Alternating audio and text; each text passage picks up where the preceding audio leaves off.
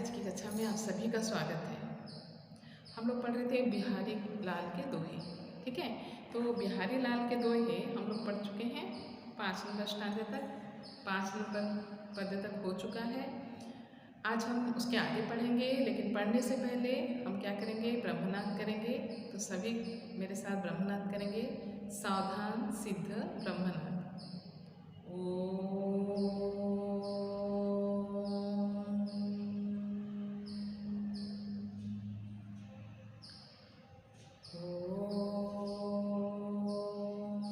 शांति शांति शांति।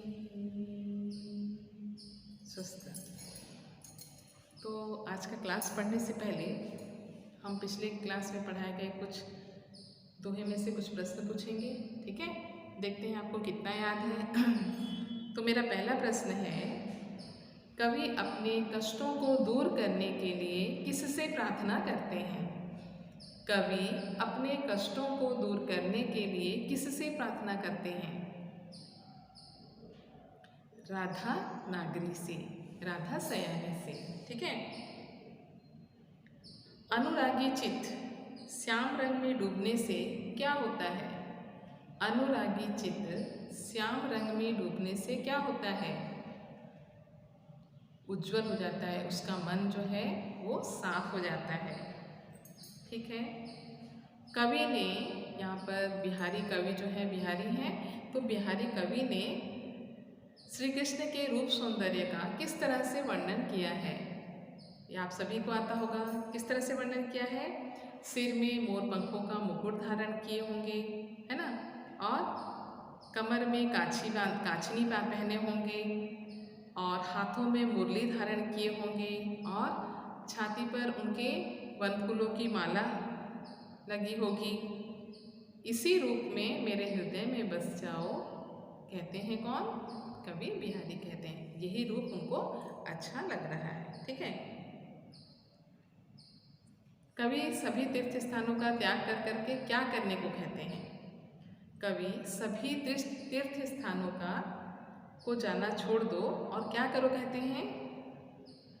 राधा और कृष्ण को ध्यान में करो। हरि राधिका अर्थात श्री कृष्ण और राधा को ही ध्यान में रखो। ठीक है।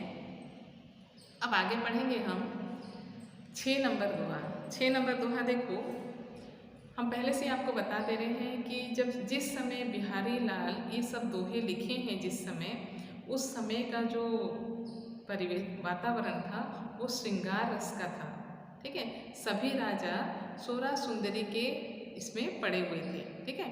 तो उसी पर आधारित उनके दोहे भी हैं जो उस समय के लोगों को बहुत अच्छे लगते थे। उसी में से कुछ दोहे आपके लिए हैं। ठीक है। तो 6 नंबर दोहा देखो, दृग उर्झत टूटत कुटुंब, जुरत चतुर चिति प्रीति, परिति गांठ दुर्जन ही, दई नई यह रीति। इसका अर्थ है दृग उर्झत अर्थात यहाँ पर नायक और नायिका का वर्णन किया है उन्होंने कि दो आँखों के उलझने से दृग उर्झत, दृग का अर्थ है आँख और उर्झत का अर्थ है उलझना। नायक और नायिका की जब आंखें मिलती हैं तो उनमें क्या होता है? प्रेम हो जाता है। जुरत चतुर चित्त प्रीति अर्थात ये जो चतुर हृदय है वो क्या करता है? प्रेम जोड़ लेता है। परिति गांठ दुर्जन भय, परंतु कुछ लोग इसके दुश्मन बन जाते हैं। ठीक है, सॉरी, दृग उर्झत टूटत कुटुंब, हम बताए नहीं। दृग उर्झत टूटत कुटुंब अर्थात आंखें जब मिलती हैं, चार हो जाती हैं, जब आंखें चार होती हैं अर्थात एक दूसरे से प्रेम होता है, तो फिर टूटत कुटुंब अर्थात परिवार में कुछ विद्रोह की भावना उत्पन्न हो जाती है। दोनों परिवार में वो नहीं चाहते हैं कि ऐसा हो। ठीक है, लेकिन ये जो हृदय है ये चालाकी से प्रेम जोड़ देता है। परिति गांठ दुर्जन में, परंतु समाज के लोग इसका विरोध करते हैं।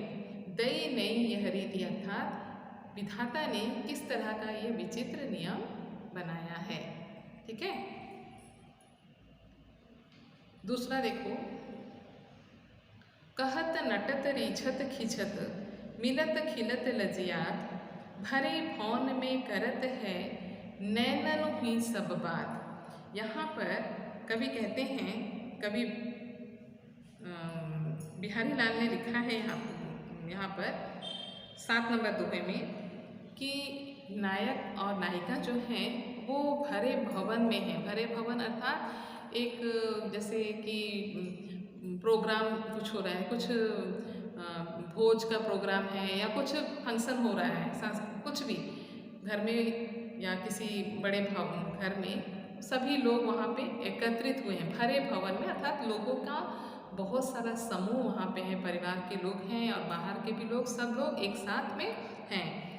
तो वहाँ के माहौल के बारे में वो दोनों अपनी आँखों से किस तरह बात कर रहे हैं उसका वर्णन यहाँ पर किया है। कहत नटत कहती है, फिर मना कर देती है, खुश होती है, फिर रिझत अर्थात गुस्सा हो जाती है, मिलत खिलत लजिया अर्थात मिलने को कहती है, फिर शर्माती भी है, भरे भवन में करत है नैनन हुई सब बात। पूरे भरे भवन में आंखों ही आंखों से ये दोनों बात कर रहे हैं।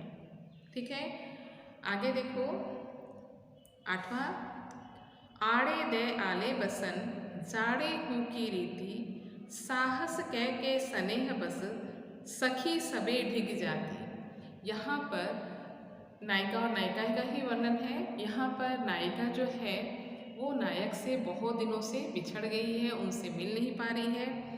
तो ऐसे में उसका शरीर, मतलब ये श्रृंगार रस है तो उसमें श्रृंगार रस में किसी सौंदर्यता को बढ़ा चढ़ा कर वर्णन किया जाता है।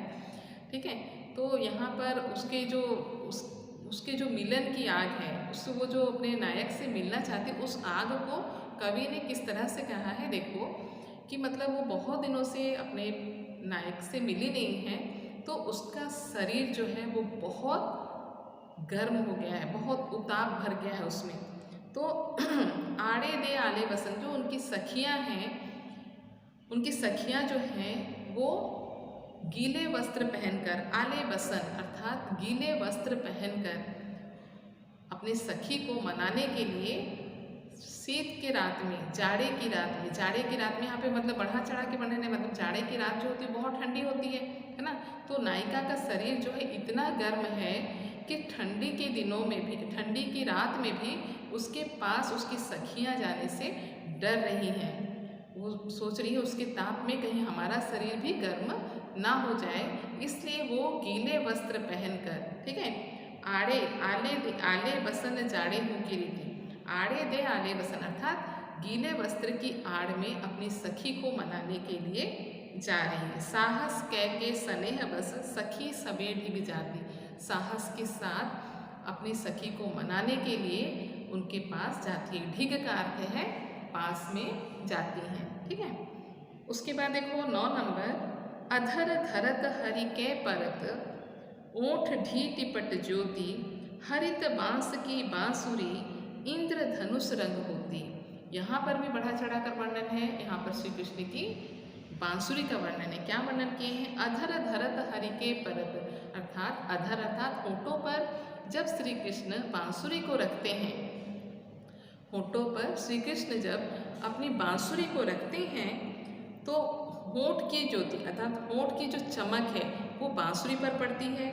ढीटी अर्थात आँख की भी जो आभा है उस बांसुरी पर पड़ती है। और उनका जो वस्त्र है, पट अर्थात वस्त्र अर्थात जो वो वस्त्र पहने पीला वस्त्र, उसकी भी चमक उस बांसुरी पर पड़ती है। ज्योति का अर्थ है ज्योति अर्थात ये सारी ज्योति जो है उस बांसुरी के ऊपर पड़ती है। हरित बांस की बांसुरी अर्थात जो हरे रंग की बांस की बनी हुई बांसुरी है वो ये सारे रंगों के एक साथ पड़ने से ये इंद्रधनुष के समान दिखाई पड़ रही है। देखो कितना बढ़ा चढ़ा कर वर्णन किया गया है। ठीक है, उसके बाद देखो 10 नंबर में देखो, बतरस लालच लाल की मुरली धरी लुकाई, सौह करे भौहनु हसे देन कहे नट जाए। फिर यहाँ पर कवि कहते हैं बतरस लालच लाल की अर्थात बतरस अर्थात बात करने की इच्छा से नायिका अर्थात राधा भी कह सकते हैं, नायिका जो है वो श्री कृष्ण की मुरली को छुपा देती है। धरी अर्थात लेकर, लुकाई अर्थात छिपा देती है। बतरस लालच लाल की, अर्थात बात करने की इच्छा से, श्री कृष्ण से बात करने की इच्छा से वो क्या करते हैं, श्री कृष्ण की मुरली को ले जाकर छुपा देती है। कौन? राधा। सौह करे भौहन हंसे, वो फिर नाटक करती है किससे? आँखों से, कि मैंने तुम्हारी बांसुरी नहीं रखी है। ठीक है। हंसे देन नटी जाए, हंसकर फिर कहते कि पास आओ, फिर मैं तुम्हें बांसुरी दे दूंगी। और जब वो पास आते हैं तो वो फिर देने से मना कर देती है। किस लिए? बात करने की इच्छा से। वो चाहती है कि श्री कृष्ण के साथ मैं बहुत सारी बातें करूं, इसलिए वो बांसुरी को छुपा देती है। और भौं से, भौं मतलब आईब्रो, ठीक है, भौं का अर्थ होता है आईब्रो, उससे वो देने के लिए इशारा करती है, फिर पास आने से मना कर देती है। नटी जाए अर्थात मना कर देती है। अब आते हैं 11 नंबर पे। 11 नंबर देखो, कनक कनक ते 100 गुनी, मादकता अधिकाय, या पाए बौराए जग, बा खाए बौराए। ठीक है। इसका अर्थ है कनक। कनक का एक अर्थ होता है सोना और दूसरा अर्थ होता है धतूरा। ठीक है। कनक एक अर्थ होता है सोना, स्वर्ण जिसको बोलते हैं, और एक अर्थ होता है धतूरा, जिसको खाने से आदमी पागल हो जाता है। ठीक है। तो यहाँ पर वो कहते हैं कि ये दोनों ही मनुष्यों को, ये दोनों की अधिकता मनुष्य को पागल कर देती है। ठीक है। कहते हैं कि इसकी अधिक मात्रा, ठीक है, कनक कनक ते 100 गुनी, ये जो दोनों ही कनक है, ये दोनों की मात्रा अधिक हो जाने पर आदमी जो है, मनुष्य जो है, वो पागल हो जाता है। जैसे देखो, सोना अधिक होने से, या पाए बौराए जग, अधिक सोना आने से वो अपने आप में उसको एक गर्व हो जाता है और वो पागल हो जाता है, मेरे पास इतना सोना है सोचकर। और या खाए बौराए, और धतूरा जो है उसको अगर मनुष्य खा लेता है ज़्यादा तो भी पागल हो जाता है। ठीक है। उसके बाद देखो 12 नंबर क्या है? कहलाने एकत बसत, अहि मयूर मृगबाग, जगत तपोवन सो कियो, दीरघ दाघ निदाघ। यहाँ पर कहते हैं कहने को तो, कहलाने अर्थात कहने को तो सभी एक साथ जंगल में सभी एक साथ रह रहे हैं। कौन कौन कौन कौन एक साथ रह रहे हैं? अहि अर्थात सांप, मयूर मोर, मृग हिरण और बाघ, ये सब एक ही साथ में कहाँ रह रहे हैं? जंगल में रह रहे हैं। लेकिन कोई एक दूसरे को, ये सब क्या है, एक दूसरे को अपना आहार बना सकते हैं, है ना। मोर जो है, सांप जो है मयूर को मयूर जो है वो सांप को खा सकता है। ठीक है। मृग को कौन खा सकता है? बाघ खा सकता है। लेकिन कहते हैं जगत तपोवन सो कियो, अर्थात संसार जो है इतना तप रहा है, इतना तप रहा था, बहुत तेज गर्मी पड़ रही है। गर्मी कैसे पड़ रही है? बहुत तेज पड़ रही है। देखो लिखा हुआ है, जगत तपोवन सो कियो, दीरघ दाघ निदाघ, लंबे समय से, बहुत लंबे समय से बहुत तेज गर्मी पड़ रही है। दीर्घ अर्थात लंबे समय तक बहुत गर्मी पड़ रही है। दाग का अर्थ भी होता है गर्मी, और दीर्घ निदाग का अर्थ भी होता है बहुत गर्मी। इतनी गर्मी पड़ रही है कि उस गर्मी में सब सोच रहे हैं कि इस गर्मी से कैसे छुटकारा पाया जाए। कोई किसी को आहार बनाने के लिए वहाँ पर सोच नहीं रहा है। ठीक है। उसके बाद देखो 13 नंबर, कर ले चूमी चढ़ाई सिर, उर लगाई भुज भेटी, लही पाती पियकी लखती, बाँचती धरती समेटी। यहाँ पे नायक के प्रेम पत्र के महत्व के बारे में बताया गया है कि प्रेम पत्र का महत्व कितना अधिक हुआ है नायिका के लिए। वो क्या करती है? कर ले अर्थात बहुत दिनों के बाद उसके प्रेमी का पत्र आया है, तो उस पत्र को हाथ में लेकर कर ले, ठीक है, चूमी चढ़ाई, चूम कर सिर से लगा लेती है। ठीक है। उर लगाई भुज भेटी, और अपने हृदय से लगाकर उसको बाहों का भेंट दे रही है। किसको? पत्र को। ठीक है। लही पाती पियकी लखती, और अपने प्रिया की पाती का अर्थ है पत्र को रखती है कभी, और कभी क्या करती? बाँचती अर्थात कभी पढ़ती है, फिर उसको बड़े जतन से समेट कर रख देती है। ठीक। उसके बाद देखो 14 नंबर, इन दुखिया अखियान को सुख सिरज्यो नाही, देखे बने न देखते, अन देखे अकुलाही। यहाँ पर कवि कहते हैं कि आँखों के एक मतलब नायिका की आँखों का उन्होंने वर्णन किया है। क्या वर्णन किया है कि नायिका की आँखों को के भाग्य में सिरजियो नहीं, उसके भाग्य में सुख लिखा ही नहीं है। नायिका की एक मतलब शर्मीली नायिका जो है उसके बारे में वो लिखते हैं कि उसके नायिका के आँखों के भाग्य में सुख लिखा ही नहीं है। क्यों नहीं लिखा है? क्योंकि देखो, देखे बने न देखते, अर्थात जब वो पास आते हैं तो वो उनके रूप सौंदर्य को नहीं देखती है, ठीक है। अनदेखी अकुलाई, और जब वो दूर चले जाते हैं तो वो व्याकुल उठती है कि मैंने उनको अच्छी तरह से क्यों नहीं देखा। अर्थात पास में आते हैं तो शर्माती है, देख नहीं पाती है, और जब दूर चले जाते हैं तो व्याकुल हो उठती है कि मैंने उनको अच्छे से देखा भी नहीं, ठीक है।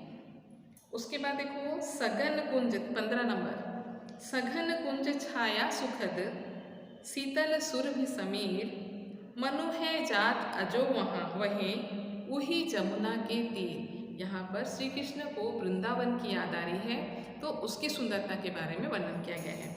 कहते हैं कि वृंदावन की प्राकृतिक शोभा कितनी ही सुंदर थी, है ना। श्री कृष्ण को वृंदावन की प्राकृतिक शोभा की याद आ रही है और वो बोल रहे हैं कि वृंदावन की जो प्राकृतिक छटा जो थी वो कितनी ही सुंदर थी। क्या था? शीतल ठंडी हवा चलती थी, सुगंधित हवा बहती थी, है ना। सुगंधित शीतल हवा बहती थी। कुंज, कुंज का अर्थ है सघन कुंज, मतलब बहुत घने झाड़ियाँ और पौधे वृक्ष सब घने थे, ठीक है। और उसकी छाया जो थी वो बहुत सुख प्रदान करती थी। शीतल सुरभि समीर, अर्थात ठंडी सुगंधित हवा भी बहती थी। मनु है आज, मनु है जात अजो वहीं वहीं, अर्थात मेरा मन जो है आज भी वहीं बार बार चला जा रहा है। वही जमुना के तीर, वही जमुना का किनारा जहाँ पर शीतल और सुगंधित हवा बहती थी, ठीक है। तो ये हमारा 15 दोहे बिहारी के यहीं पे ख़त्म होते हैं और इसको हमने आपको समझा दिया है। इसमें से शॉर्ट क्वेश्चन आप खुद लिख सकते हो एक एक बना के, ठीक है। और इसमें कुछ समझ भी नहीं आता तो देखो इसमें अर्थ भी भावार्थ भी लिखा है, दोहों के शब्दार्थ एवं भावार्थ, उसको भी पढ़कर आप समझ सकते हैं। अगर समझ में नहीं आता है तब जाकर आप मुझसे पूछेंगे, ठीक है। और इसमें जो कठिन शब्द हैं उसके अर्थ भी हम आपको लिखा दिए हैं, देख लो। दृढ़ का अर्थ है आँख, ऊर्जा उलझना, कुटुंब परिवार, जुरत जुड़ता है, चतुर चालाक, चित्त हृदय, दई विधाता, नटक मना करना, रिझत खुश होना, लज्जात शर्माना, आड़े अर्थात आड़ा आड़ देकर, ढिक पास, अधर होंठ, लुकाई छिपाना, बतरस बात करने की इच्छा, भौंहनु भौं, नटी जाए मना करना, कनक दो कनक है, यहाँ पर हम एक कनक लिख दिए हैं। कनक एक का अर्थ होता है सोना, दूसरे का अर्थ होता है धतूरा। बौराए पागल होना, दीर्घ लंबे समय, बांचती पढ़ना, सिर जोई भाग्य में, अकुलाही व्याकुल होना, कुंज लता और झाड़ियों का समूह, ठीक है। तो इसमें से कुछ प्रश्न भी हम आपको पूछते हैं, देखते हैं आप क्या क्या सुने हैं। बतरस के लालच से राधा ने क्या किया? बतरस के लालच से राधा ने क्या किया? बतरस के लालच से राधा ने श्री कृष्ण की मुरली को छुपा दिया, ठीक है। पिय की पाती को पाकर नायिका क्या करती है? पिय की पाती को पाकर नायिका क्या करती है? हाथ में लेती है, सिर से लगा लेती है, चूम लेती है, हृदय से लगा लेती है, ठीक है। बतरस के नैननो ये सब बात कैसे होती है? नैनन हुई सब बातें कैसी होती है? इशारे से होती है, ठीक है।